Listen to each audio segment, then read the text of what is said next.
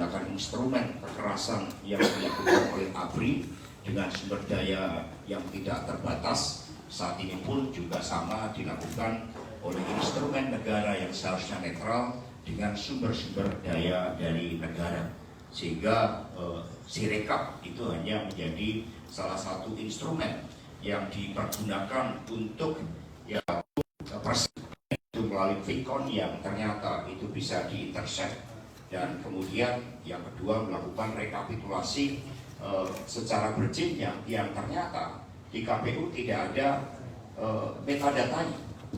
Bagaimana suatu peristiwa yang sangat penting sebagai cermin dari kedaulatan rakyat itu ternyata metadata tidak ada, sehingga berbagai upaya untuk menggunakan Sirekap di dalam membenarkan terhadap apa yang jadi konspirasi dan kejahatan pemilu yang dilakukan secara sengaja demi memperpanjang kekuasaan melalui abuse of power dari Presiden Jokowi itu betul-betul dilakukan.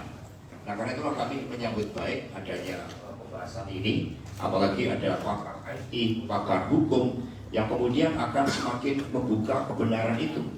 Jadi materi nanti saya sampaikan secara lengkap terkait dengan kecurangan dari hulu ke hilir yang sudah tidak terbantahkan lagi, meskipun kita tahu ketika suatu kejahatan pemilu dirancang, kejahatan demokrasi dirancang, itu memang tanpa bukti. Tetapi di dalam perencanaan yang begitu masif karena sifatnya hulu ke hilir, otomatis membuka berbagai sisi-sisi kelemahan dari operasi yang dilakukan itu.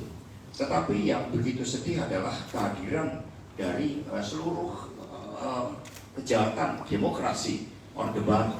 Ada buku Pemilu 71 yang membuka mata telinga kita bersama, kesadaran kita bersama bahwa kejahatan pemilu yang terjadi kali ini, kejahatan demokrasi, ini bukan lagi menyangkut persoalan kekuasaan, tetapi menyangkut persoalan suatu masa depan. Prof. Romi nanti bisa memperkuatkan bagaimana ketika suatu bangunan negara, supremasi hukum itu dihilangkan. Bahkan mereka yang menjadi aparat penegak hukum itu nyata-nyata melibatkan diri di dalam suatu proses dari hulu ke hilir. Berbagai pengakuan sudah menunjukkan ketika rekayasa hukum di MK itu ada suatu intervensi. Ada intervensi yang melobi suatu lembaga yang seharusnya merdeka, bebas dari campur tangan kekuasaan presiden, tapi ternyata karena ada hubungan kekerabatan, ada kepentingan politik, itu mudah diintervensi.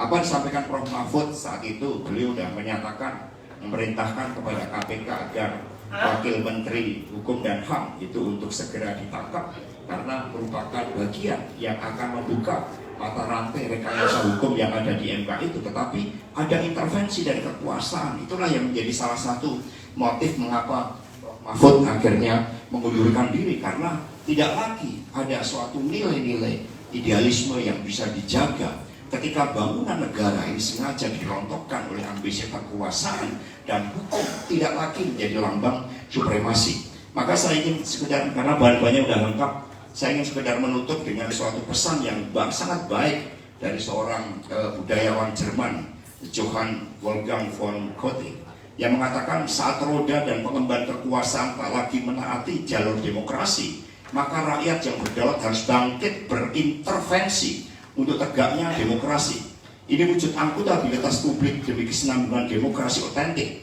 Demokrasi harus dikawal dari kecenderungan penguasa imperium, karena siapapun yang tertidur ketika demokrasi ini menghadapi ancaman, maka ketika dia bangun, dia akan menghadapi alam kediktatoran. Ini yang harus kita selamatkan, demokrasi yang berkedaulatan rakyat. Terima kasih. Wassalamualaikum warahmatullahi wabarakatuh. Dan nanti kami akan mendengar pemaparan yang pasti akan memperkuat tema kita. Merdeka! Baik, terima kasih.